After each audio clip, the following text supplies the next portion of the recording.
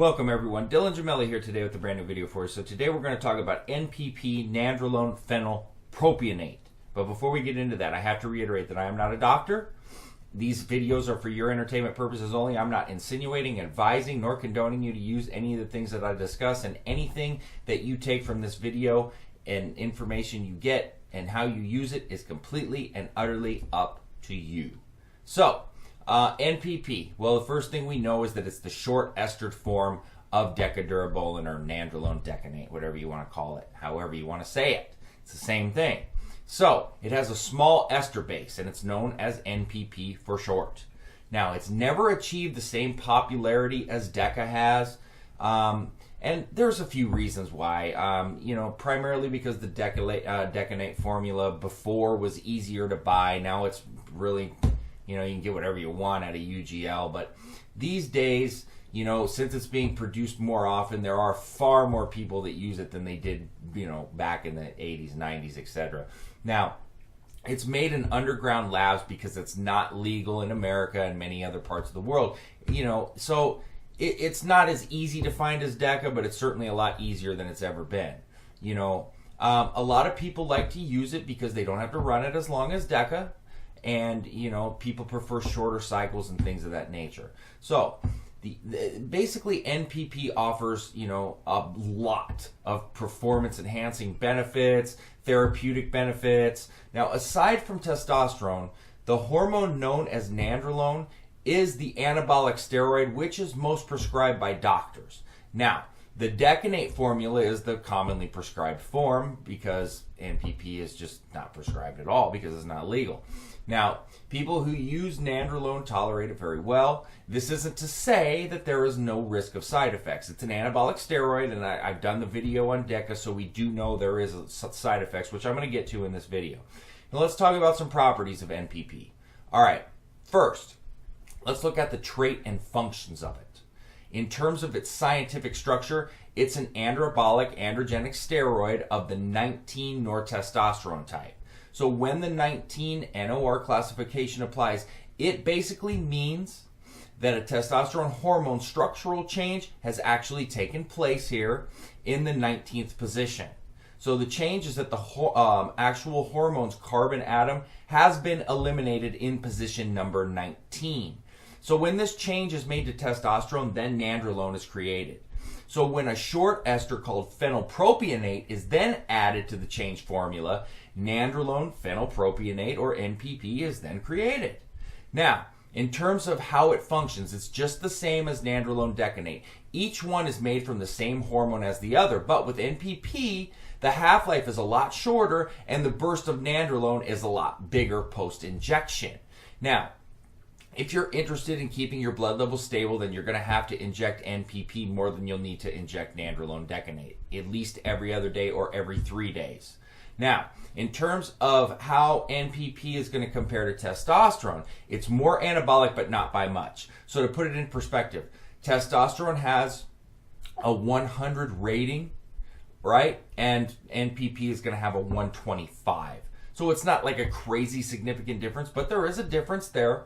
Now, it's much less androgenic than testosterone. Testosterone is 100 and 100, okay? So NPP is 100 and then only 37 on the androgenic side. So there's a significant difference there. Now, decreased androgenic properties are because Nandrolone reduces to DHN instead of reducing to DHT. So for this reason, NPP is easier for men to actually tolerate in high doses versus testosterone. So DHN stands for dihydronandrolone, and DHT is dihydrotestosterone. Now, in addition to being less androgenic, NPP is not as estrogenic. All right, NPP aromatizes at a far lower rate than testosterone does. Now, as you should know, that NPP has the nature progestin, which impacts its side effects as well. And that's when I've talked about prolactin increases like with the Deca video, and we're going to talk about that here too. Now, NPP has a lot of the good properties of other anabolics, but it goes further by outpacing other steroids in terms of what it can do for the human body. So I'm going to explain to you some of the best traits of NPP. Now, If you want more production of IGF-1, which is insulin-like growth factor, NPP is going to deliver. All right. IGF-1 is a really powerful hormone, which is anabolic, and it's going to assist the human body with recovering from training. Now, this is a really important hormone, and it plays a role on a host of different cells. Now, another advantage of NPP is that it's going to boost the retention of nitrogen. So our tissue for muscle is made up of 16% nitrogen. When retention goes down, we enter a state which is catabolic. The more we keep, the more anabolic our bodies are. Now, NPP is also going to increase the synthesis of protein. All right, so protein synthesis is the pace at which cells will actually build proteins. Now, proteins are muscle tissue building blocks.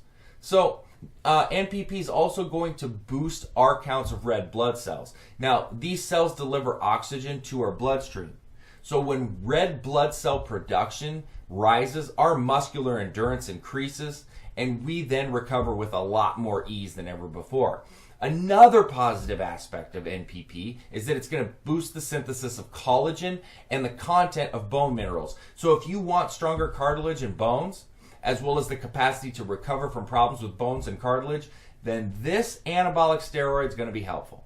All right. Now, also in particular, the enhanced collagen production and bone mineral production triggered by NPP is actually going to make good joint health a lot easier to achieve. It's also used in order to treat an array of medical conditions. Patients with HIV and cancer could benefit from injecting, as may patients with fatigue and muscle wasting illness, as well as people that are anemic may possibly benefit as well.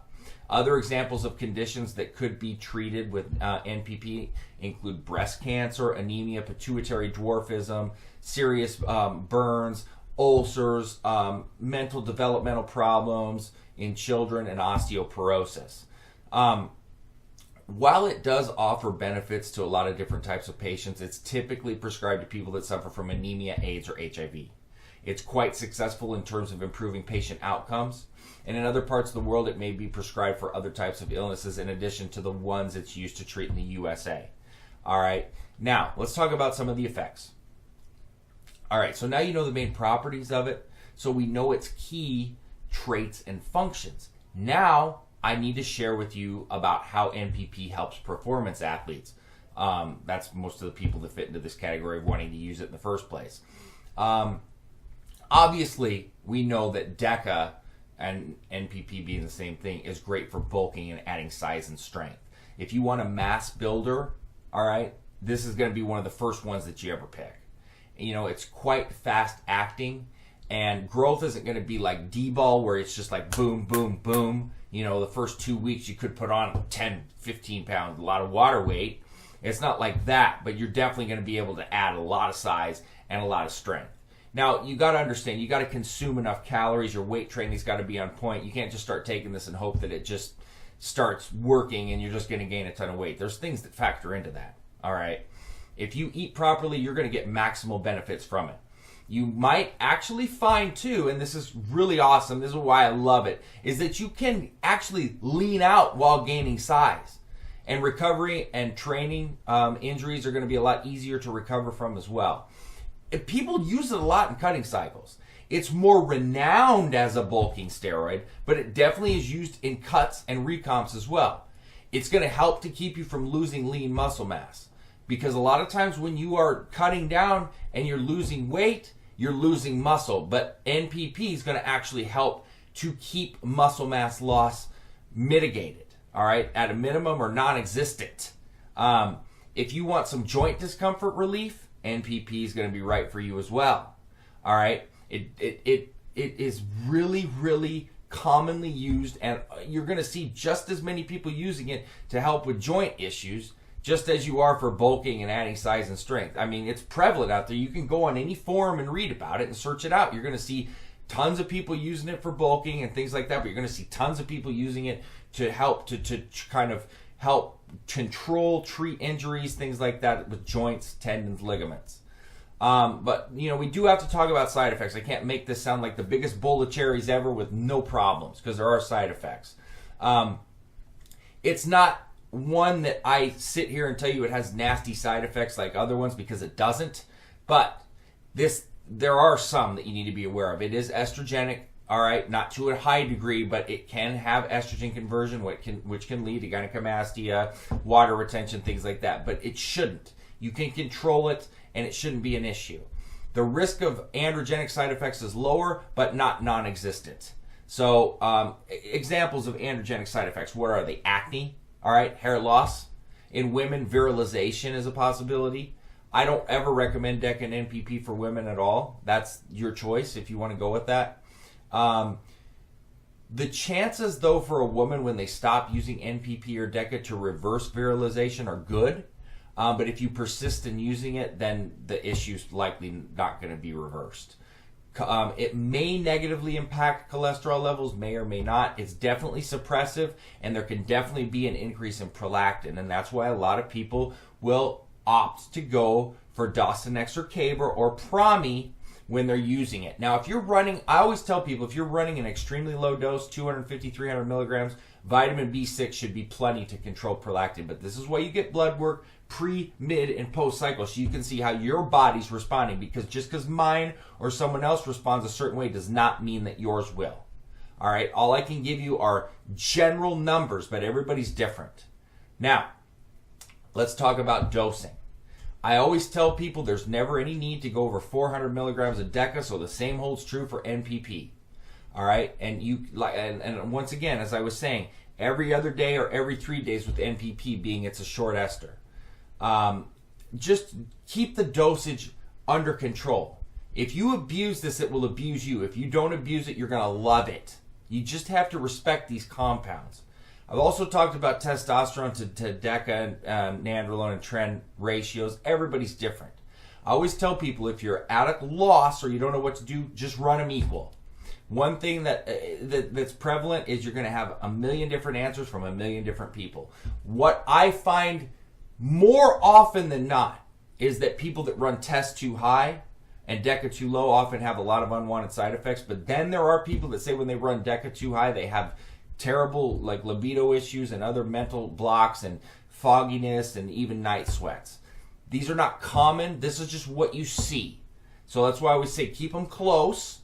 They don't have to be identically equal, and you can try different things, but this is kind of one of those trial and error things for each individual and see how you react. So that is NPP, Nandrolone phenylpropionate. Highly requested video. Wanted to get all that information out there to you. So that Dylan Gemelli signing off.